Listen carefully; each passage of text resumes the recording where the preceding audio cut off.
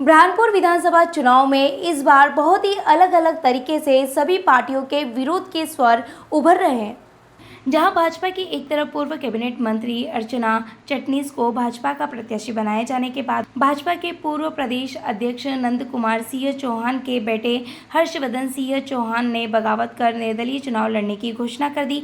वहीं दूसरी तरफ कांग्रेस द्वारा ठाकुर सुरेंद्र सिंह ठाकुर शेरा को कांग्रेस का प्रत्याशी घोषित होने के बाद से कांग्रेस के एक धड़े ने इसका विरोध कर दिया था। वहीं कुछ लोगों ने अल्पसंख्यक टिकट की मांग करते रहे, लेकिन इतने दिनों में चल रहे अटकलों पर विराम लग गया। कांग्रेस ने ही कुछ लोगों के एमआईएम के प्रत्याशी घोषित कर दिए गए। औरंगाबाद के एमआईएम सांसद इम्तियाज जलील ने प्रेस कॉन्फ्रेंस में की इसकी विधिवत घोषणा कर दी। बुरहानपुर पहुंचे नसीब मंसा खान को देखते ही अल्पसंख्यकों में खासा उत्साह था और आतिशबाजी के साथ गर्मजोशी के साथ स्वागत सत्कार किया गया।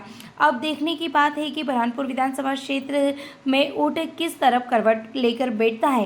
क्या अल्पसंख्यक उम्मीदवार बाजी मारता है या फिर भाजपा के निर्दलीय उम्मीदवार अपनी शाख बचाता है या फिर भाजपा कांग्रेस के उम्मीदवार अपनी परंपराओं को कायम रख पाते हैं। जाति जनगणना उसके अंदर जिस हिसाब से आपने आए मेरे को बाइक दे दो। राहुल गांधी ने उसका सपोर्ट किया था कि जिसकी जितनी आबादी उसका उतना भागीदारी। इस बेस के ऊपर हम माननीय कमलनाथ से बुरहानपुर के 22 पार्षद दोनों विधायक संगठन के लोग अल्पसंख्यक का टिकट मांगने गए। वहाँ हमें नाउम्मीद करते हुए एक निर्दलीय उम्मीदवार जिसका कांग्रेस से सदस्य दाता भी नहीं था उसको टिकट दे दिया गया और अल्पसंख्यक को नाराज कर दिया गया। उसके बाद उसके एक हफ्ते बाद यहाँ से 26 पार्षद पूर्व 2 विधायक भोपाल जब गए और सूजा वाले से जब मिलने गए कमरे के अंदर तो वो अपने एक कमरे में बंद हो गए, अकेले बैठे थे 2 घंटे तक। ना तो हमारे पार्षदों से मिले और ना विधायकों से मिले और उसके बाद उन्होंने पुलिस बुलाकर इनको बाहर कर दिया। ये बेइज्जती इनको एहसास नहीं हुआ कि 400 किलोमीटर चलकर इतने पार्षद चले आ रहे हैं, विधायक चले आ रहे हैं और माननीय इतने घमंड में चूर हो गए थे कि उन्होंने पार्षदों से और विधायक से मिलना भी मंजूर नहीं किया और उनको पुलिस से बुलाकर बाहर कर दिया। तो ये प्रदेश के अंदर 8% होने के बाद भी अल्पसंख्यकों के साथ ऐसी बेदर्दी से ये बात कर रहे हैं। ये समझ रहे हैं कि मुसलमान जाएगा तो जाएगा कहाँ, वोट तो देना इनको कांग्रेस से ही है, इनके पास तीसरा फंड तो है नहीं मध्य प्रदेश में। इसी को सोचकर जब ये देखा कि बुरहानपुर के पार्षदों की विधायकी की बेइज्जती की तो ये घूट जो जहर का था ये मैंने पिया और मैं गया अपने पार्षदों से बात करी कि तुम्हारी जो बेइज्जती विधायक की बेइज्जती हुई है, मैं ये घूट पीने के लिए तैयार हूँ। और एमआईएम से माननीय असद साहब से बात करने के बाद उन्होंने मेरे को औरंगाबाद बुलाया। माननीय जलील साहब जो वहाँ के सांसद हैं उन्होंने मेरे को बुलाकर पत्रकार वार्ता लेने के बाद उनको एहसास था कि बुरहानपुर से पार्षद और ये लोग आए टिकट मांगने के लिए। कुछ लोगों ने इसमें हरकतें भी करी, हरकतों को तो मैं मंच पर बोलूँगा कि कौन लोग पीछे लगे थे। किन मुद्दों को लेकर आप जनता के बीच में जाएंगे? मैं सिर्फ इस शहर की जो बदहाली 20 साल से भारतीय जनता पार्टी का जो राज था और 5 साल जो हमने सोचा था इस शहर के 95% अल्पसंख्यकों ने शहर को वोट देकर चुनाव जिताया था। तो बड़ी उम्मीद थी इस शहर के लोगों को कि वो कुछ लोगों की हमदर्दी बांटेगा। लेकिन लॉकडाउन का जो इतनी बड़ी बीमारी चली 2 साल, इसके अंदर अपने घर से बाहर भी नहीं निकला। कई लोग भूखे प्यासे मर गए। ये चाहता तो पैसा जो इसने रेड क्रॉस को दिया था 2 करोड़ रुपए, वो चाहता तो यहाँ पर दोनों समाज के हिंदू मुसलमान भाइयों को अनाज बंटवा देता तो लोग सुकून से तो अपनी जिंदगी बिता लेते। लेकिन इसने रेड क्रॉस में दिया जहाँ इतना बड़ा भ्रष्टाचार हुआ है आप जानते हैं, उसमें कई लोग पकड़ा गए हैं। मेरा इस शहर के अंदर जो विकास करने का मामला है कि शहर की हालत देखी होगी कितनी बदतर हो रही है।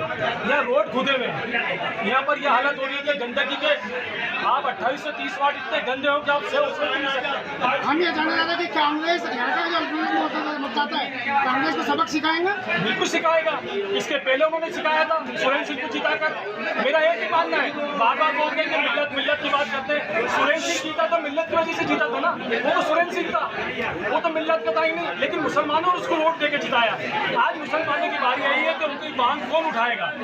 आज प्रदेश के अंदर सिर्फ 2 टिकट बांटे हैं। यहाँ की समस्या जो है बॉर्डर पे है।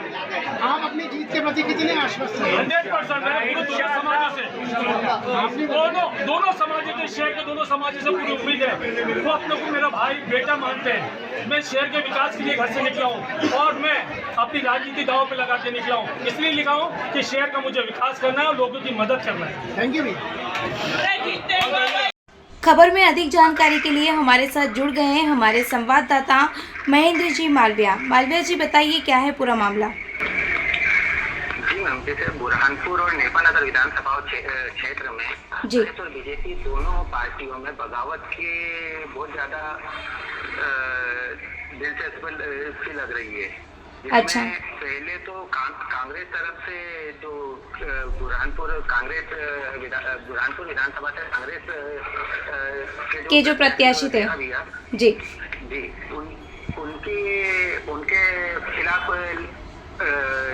निर्दलीय प्रत्याशी खड़े हुए उम्मीदवार, और उसके बाद बीजेपी में भी कहीं ना कहीं अर्चना किशमिश जो पूर्व मंत्री भी रह चुकी है, हाँ। भाजपा में प्रत्याशी बनाया गया है, लेकिन उनके बाद भी जो पूर्व सांसद थे उनके जो लड़के हैं उन्होंने निर्दलीय उनके खिलाफ फॉर्म भरा है विरोध में जी। और नेपानगर विधानसभा क्षेत्र में भी वैसा ही हो रहा है कि जो कांग्रेस प्रत्याशी उनके खिलाफ पुतले जलाए गए, उनका विरोध किया गया। यहाँ ये कार्यकर्ता भोपाल तक भी गए, आला कमान तक भी जी। लेकिन उसके बाद भी नहीं मानने पर जब नहीं माने तो यहाँ पर उनके खिलाफ भी निर्दलीय फॉर्म भरे गए और भारतीय जनता पार्टी नेपानगर विधानसभा क्षेत्र से भी यहाँ पर भी मंजू राजेंद्र दातू का जो नामांकन हुआ था जी। अब उसमें नामांकन के बाद में रतिलाल चिल्लात्रे जो कि भाजपा से महामंत्री रह चुके हैं जी, उन्होंने निर्दलीय फॉर्म आज जमा किया है जी।